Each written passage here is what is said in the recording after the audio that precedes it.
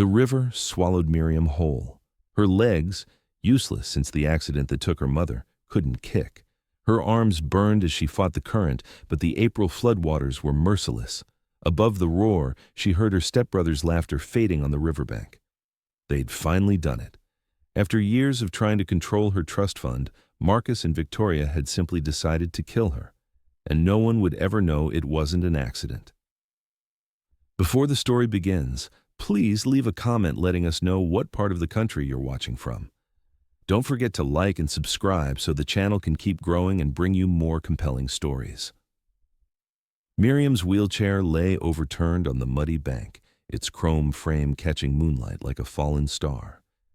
The men who'd grabbed her, men Victoria had hired, men Marcus had directed, were already walking away. Their job was done. The Kensington estate stretched behind them, its Georgian columns pristine and indifferent. For 18 years, that house had been Miriam's prison. Now the James River would be her grave. 37 degrees. That's how cold Virginia rivers run in April. Cold enough to steal the breath from healthy lungs. Cold enough to turn functioning limbs to stone. For Miriam, whose legs hadn't worked since she was 14, the water was an executioner. She went under. The world became a muffled chaos of bubbles and darkness. Her braids, carefully twisted that morning for the lawyer's meeting she'd never attend, fanned around her face like a halo. Her lungs screamed. Her fingers clawed at water that offered nothing solid. I'm going to die here, she thought. 26 years old, and they finally win. But Miriam Kensington had survived too much to surrender easily. She'd survived the car crash that killed her mother and shattered her spine. She'd survived her father's cold remarriage to Victoria 6 months later. She'd survived Marcus's cruelty, Victoria's scheming, and years of being told she was a burden. Her arms found rhythm, stroke, head-breaking surface, gasp, under again. The current dragged her downstream, away from the estate, away from the men who'd thrown her in. Her shoulder slammed against something, a submerged log, maybe a rock, and pain exploded through her body. But pain meant alive. She was still alive. On the running trail that bordered his property, Caleb Mercer had been pushing himself through his nightly 5 miles. The CEO of Mercer Development didn't sleep well. Too many numbers, too many decisions, too much weight on shoulders that bore it alone.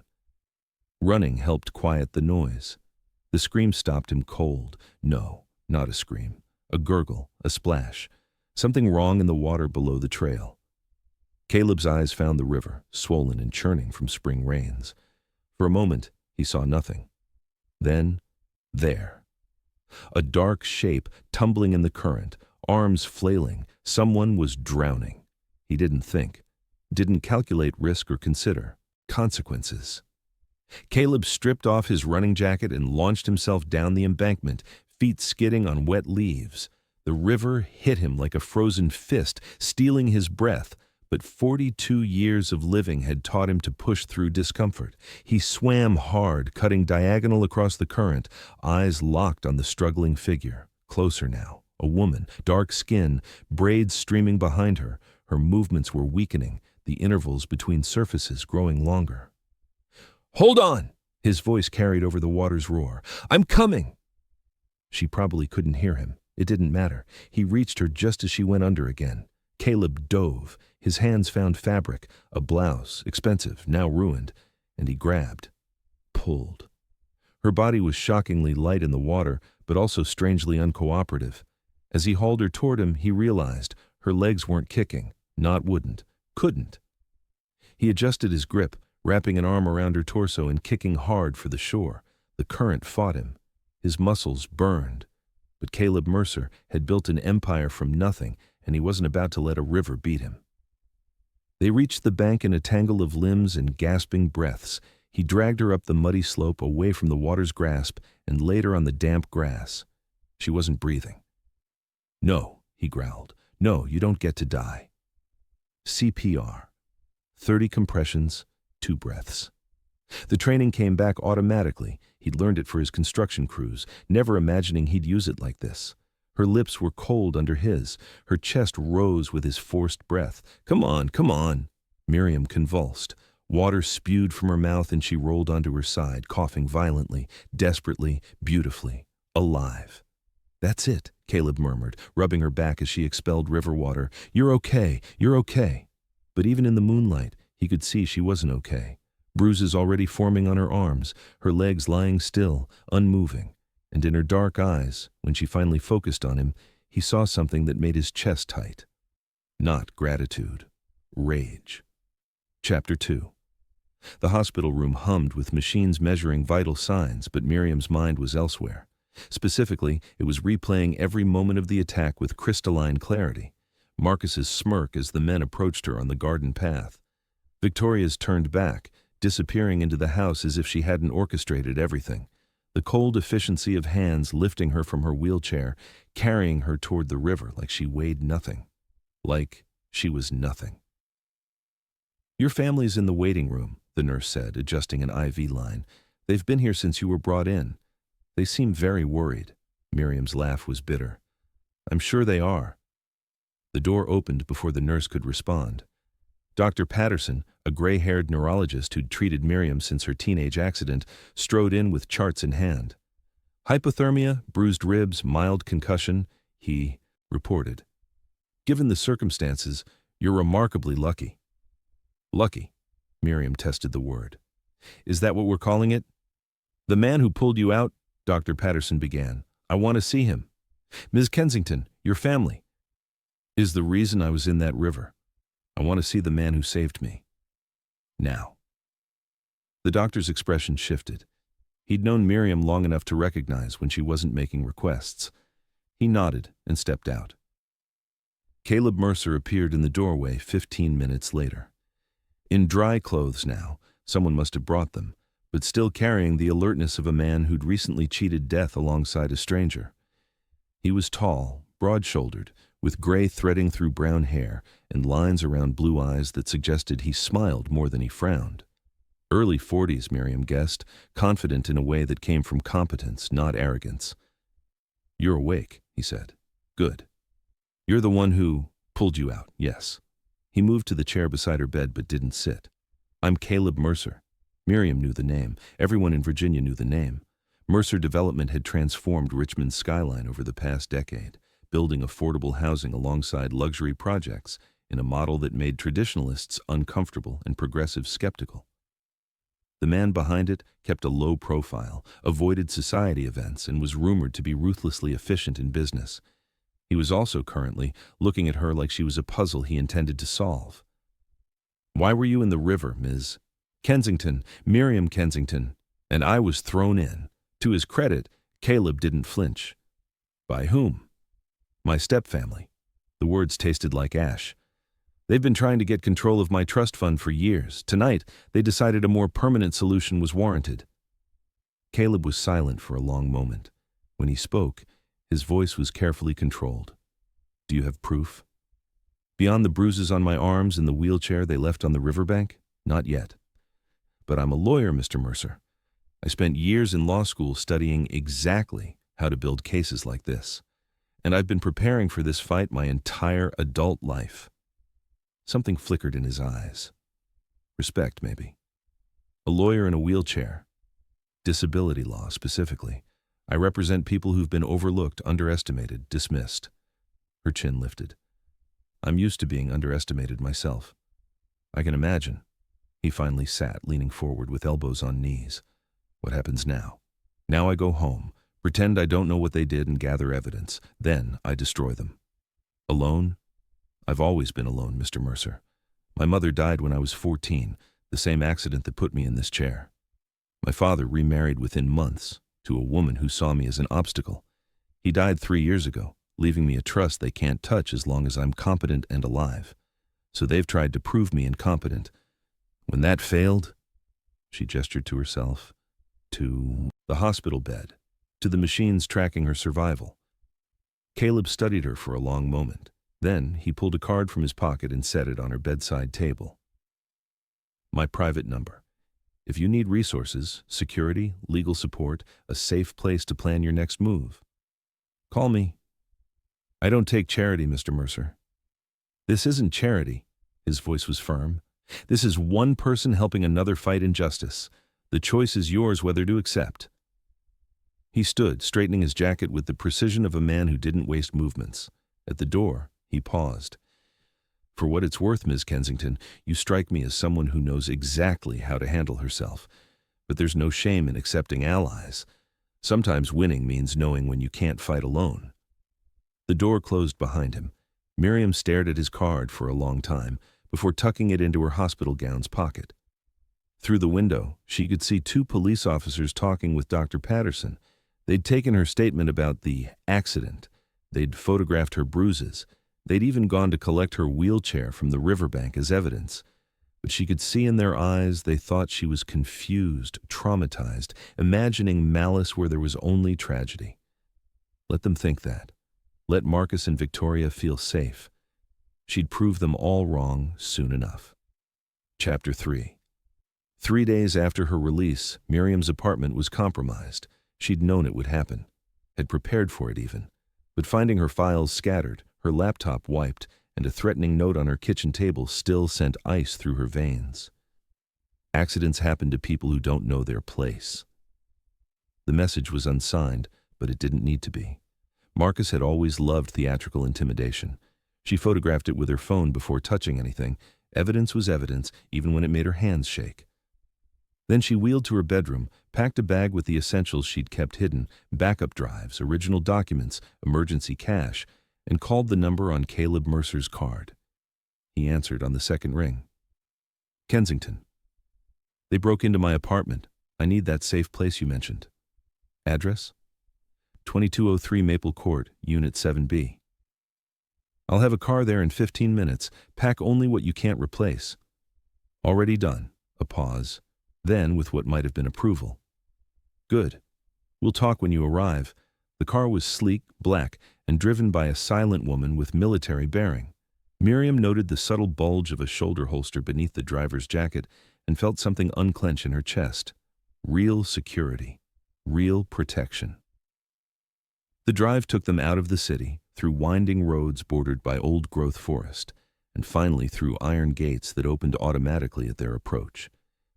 The estate that emerged from the trees was impressive, but not ostentatious. A restored farmhouse rather than a mansion, with modern additions that blended seamlessly with the original structure. Caleb met her at the entrance. In jeans and a sweater, he looked less like a billionaire and more like someone's particularly capable neighbor. He helped transfer her to a waiting wheelchair. Her own had been collected from the riverbank and was undergoing forensic examination, without comment or unnecessary fuss. "The guest cottage is fully accessible," he said, leading her along a smooth stone path. "I had it designed for a family member who needed accommodations. Everything's at standard heights, the doorways are wide, and there's a roll-in shower." Miriam processed this. "A family member? My sister, she had MS, passed away 16 years ago." The words were matter-of-fact, but the shadow behind his eyes suggested the grief ran deeper than his tone conveyed.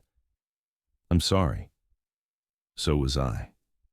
Still am some days. 16 years doesn't make that kind of loss easier. It just makes it familiar." He pushed open the cottage door. "But she taught me that disability isn't the same as inability. I imagine you know that better than most." The cottage was beautiful. Warm wood, comfortable furniture, large windows overlooking gardens that sloped down toward the river. The same river that had nearly killed her, but from here, it looked peaceful, contained. "My security team is already investigating your family," Caleb continued. "Former FBI, excellent at following money trails. If there's evidence linking them to the attack, we'll find it." Miriam turned from the window. "Why are you doing this?" "Because you need help." "That's not enough. Nobody offers this much." She gestured at the cottage, the estate, the resources being marshaled on her behalf. For a stranger. Caleb was quiet for a moment, then he moved to sit across from her, lowering himself to her eye level. "My sister Claire was wrongly denied disability benefits near the end of her life. The bureaucratic nightmare, the humiliation of having to prove her illness over and over, it broke something in her. A lawyer helped us fight the system. She won her case 3 weeks before she died." His jaw tightened. That lawyer was young, brilliant, and passionate about disability rights. She died in a car accident several years later. Her name was Eleanor Kensington. This was 16 years ago. The air left Miriam's lungs. My mother. Yes, you knew my mother. I never met her personally, but I followed her career. She was extraordinary. He met her eyes.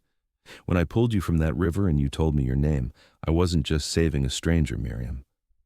I was repaying a debt. The revelation settled over her like a weight, heavy but somehow grounding. Her mother's legacy, reaching across years to save her daughter through a billionaire who remembered kindness. She would have told you that you don't owe me anything, Miriam said finally. Probably, but she would have also told me to help anyway. A ghost of a smile crossed his face. Stay. Build. Your case. Use whatever resources you need. And when you're ready to take down the people who tried to kill you, I'll be standing beside you. Miriam looked at this man, this stranger who wasn't quite a stranger, and made a decision. I accept. But we do this my way. I build the case. I drive the strategy. You're the resource, not the rescuer. Agreed. They shook on it, her hand small and strong in his larger one. Neither mentioned that the handshake lasted a few seconds longer than necessary. Chapter 4. Over the following weeks, Miriam transformed Caleb's cottage into a war room. The evidence mounted steadily. Financial records showing Marcus had taken out loans against properties he didn't own, properties that would become his only if Miriam was declared incompetent or dead. Emails between Victoria and the private security company whose employees had attacked Miriam. Medical records suggesting the treatments following her teenage accident had been deliberately mismanaged, worsening her paralysis. That last discovery nearly broke her. They did this to me, she whispered, staring at the documents Caleb's investigators had uncovered. The complications, the secondary injuries. It wasn't bad luck. It was Victoria. She paid off a doctor to delay my treatment to ensure I'd never walk again. Caleb sat beside her, close enough to offer comfort, but not so close as to crowd. We can prosecute. Between this and the river attack, prosecution takes years, gives them time to cover tracks, intimidate witnesses, hire better lawyers. Miriam's fingers tightened on the documents. I want them ruined, completely, publicly, so thoroughly that no one ever forgets what they did. What did you have in mind? Marcus has been embezzling from the family foundation for years. Victoria's social position depends on her reputation as a philanthropist. If we expose the financial fraud while simultaneously releasing evidence of the murder attempt, she looked at him. They lose everything. Money, status, freedom. It's risky. They'll fight back. Let them. I've spent my entire adult life fighting. She wheeled to the window, looking out at the river that had almost claimed her. My mother used to say that justice isn't about revenge. It's about truth, making sure the truth can't be hidden, can't be bought, can't be threatened into silence. She turned back. That's what I want. The truth, spoken so loudly that the whole world hears it. Caleb watched her, really watched, in that way he had that made her feel seen rather than observed. Then we make it happen, whatever it takes. Something shifted between them in that moment. The alliance became partnership. The partnership became trust. And beneath it all, currents they were both too cautious to name. 2 weeks into their investigation, Miriam found herself working late in the cottage office. Documents surrounded her, financial statements, email printouts, witness affidavits forming a fortress of evidence.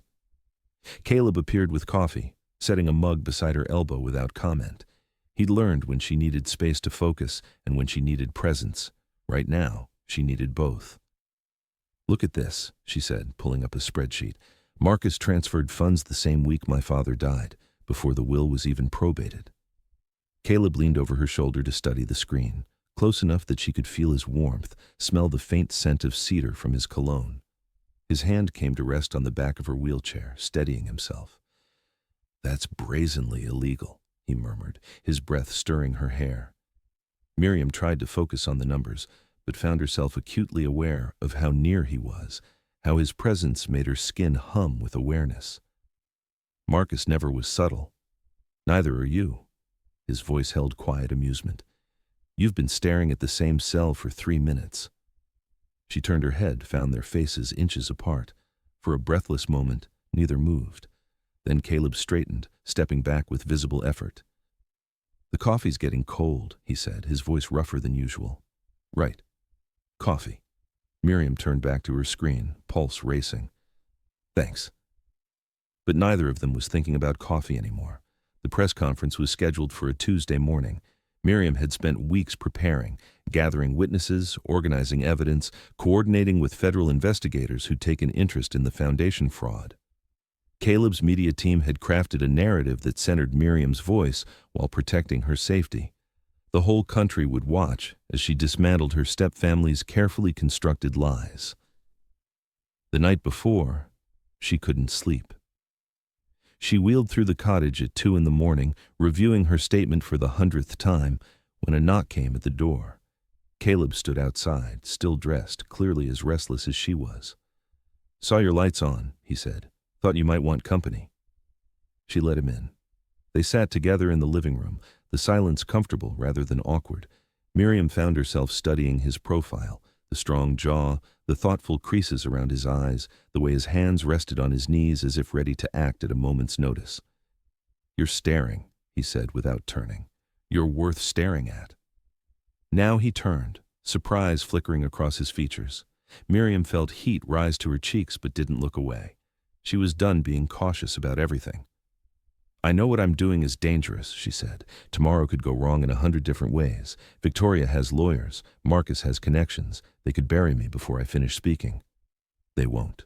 You can't know that. I can know that I won't let it happen." He moved then, kneeling beside her wheelchair so they were at eye level. "Miriam, whatever happens tomorrow, you've already won. You survived. You fought back. You refused to be silent. That's already more than they ever expected from you." "Is that why you've stayed? To see the underdog win?" "I've stayed because—" He stopped. His hand came up, hesitant, brushing a loose braid back from her face. "I've stayed because you're extraordinary. Because watching you fight makes me believe in things I'd given up on. Because somewhere along the way, this stopped being about repaying your mother's kindness and became about—" He didn't finish. Miriam closed the distance, her hands cupping his face, her lips finding his.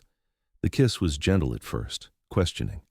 Then his arms came around her, lifting her from the chair as if she weighed nothing, and gentle became something else entirely. They didn't make it to the bedroom. The couch served well enough, and afterward, tangled together in the dim light, Miriam felt something she hadn't experienced in years. Peace. Real peace. Earned rather than borrowed. The kind that came from being truly known, limitations and all. And loved anyway. "This complicates things," she murmured against his chest. "Good." His arms tightened around her. Simple is overrated. Dawn found them still tangled together, morning light filtering through the cottage windows. Miriam woke first, momentarily disoriented by the warm weight of Caleb's arm across her waist. Then memory returned. The late-night confession, the kiss, the surrender to something they'd both been fighting. She studied his sleeping face, noting the softness that appeared when his guard was down. In a few hours, they'd face reporters, federal agents, and her family's fury. But for now, in this quiet moment, there was just this. Two people who'd found each other in the wreckage. Caleb's eyes opened, immediately alert. Morning. Morning. She felt suddenly shy, which was ridiculous after last night. He seemed to sense it. His hand found hers, lacing their fingers together. "No regrets?" "Not a single one," she meant it. "You?" "Only that we didn't do this sooner." He kissed her forehead, then sobered. "Today's going to be hard. They'll come at you with everything." "I know. And after today, when the cameras are gone and the adrenaline fades, this gets harder still. Being with me means scrutiny, speculation, judgment." Miriam met his eyes. "Being with you means I'm not alone. That's worth any amount of judgment." Something shifted in his expression, relief, maybe, or gratitude. "Then let's go win this fight. Together." They rose, preparing for battle with the easy coordination of partners who'd already learned each other's rhythms. Chapter 5. The press conference packed the courthouse steps. Miriam sat at the center of a wall of microphones, Caleb visible behind her left shoulder. She'd chosen her outfit carefully, a tailored navy suit that meant business, her mother's pearl earrings for strength, her natural hair styled in goddess locks that framed her face like a crown. Marcus and Victoria were in the front row. They'd arrived looking confident, lawyers flanking, them like guard dogs. That confidence faltered when Miriam began to speak. She told the story from the beginning, the car accident that killed her mother and was subsequently covered up, the medical malpractice that worsened her disability, the years of financial manipulation, the forged documents, the river. With each revelation, she presented evidence, documents projected on screens, witness statements read aloud, email chains that traced the conspiracy to its source. The room grew colder with every word. Reporters leaned forward, cameras clicked faster, Marcus's face went gray. Victoria's perfect composure cracked, then shattered. "I am here today," Miriam concluded, "not as a victim, but as a survivor. I am here to ensure that the truth about my stepfamily's crimes against me, against my mother's memory, against the charitable organizations they exploited, can never again be hidden." She looked directly at Victoria. "You thought my disability made me weak. You were wrong. It made me careful. It made me thorough. It made me the exact kind of person who knows how to build an airtight case." Federal agents moved through the crowd as she finished speaking.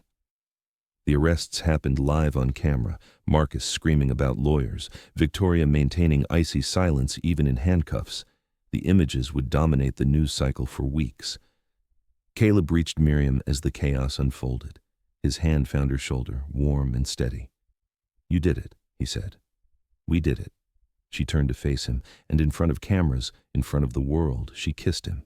Briefly, deliberately, making a statement that needed no words.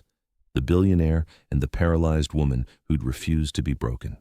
Their story would become the kind that people remembered. 6 months later, the Eleanor Kensington Legal Clinic opened on a bright October morning. The building sat at the corner of Broad and 3rd, a converted warehouse transformed into accessible office space. Disability law cases filled the dockets. Pro bono work dominated the schedule. Young lawyers, many of them disabled themselves, worked alongside seasoned attorneys to fight battles that mattered. Miriam wheeled through the lobby, nodding at staff, pausing to check on a new client waiting nervously in reception. The work never ended, but it was good work, purposeful work. Caleb met her at her office door with coffee, her precise order, as always. He'd learned her preferences quickly, attentively, with the same focus he applied to building developments. She'd learned his, too. This quiet domesticity still surprised her sometimes, how naturally it had grown between them. "Board meeting ran long," he said, handing over the cup. "Harold wanted to relitigate the foundation budget. Again. Did you win? Do I ever lose?" She laughed, reaching up to adjust his crooked tie. "Occasionally, usually to me." "That's different." He bent to kiss her, easy and familiar. "Losing to you is just good sense." Through her window, the city hummed with autumn energy. The river, visible from the upper floors, sparkled in morning light, no longer a symbol of near death, but of transformation. Rebirth. A reminder that sometimes the things meant to destroy us become the making of us instead. Marcus had been sentenced to 12 years. Victoria's trial was ongoing, but federal prosecutors were confident. The foundation's assets had been recovered and redirected to legitimate charitable work. The doctors who'd sabotaged Miriam's treatment faced medical board reviews that would almost certainly end their careers. Justice, her mother would have said, isn't revenge. It's truth spoken loud enough that the world must listen. Miriam had spoken. The world had listened. And now, building something lasting from the wreckage of what her stepfamily had tried to take, she finally understood what her mother had meant. The truth wasn't just about punishment. It was about possibility, about what grew in the spaces where lies used to live. "Ready for lunch?" Caleb asked, glancing at his watch. "The new restaurant on Carey Street. They've got the accessibility rating Zara recommended." "Give me 5 minutes." She turned back to her desk, where case files waited. Other people's stories, other fights yet to be fought. Outside, the world moved forward. Inside, Miriam Kensington, paralyzed, powerful, unbound, moved with it. Some endings she had learned were just beginnings in disguise.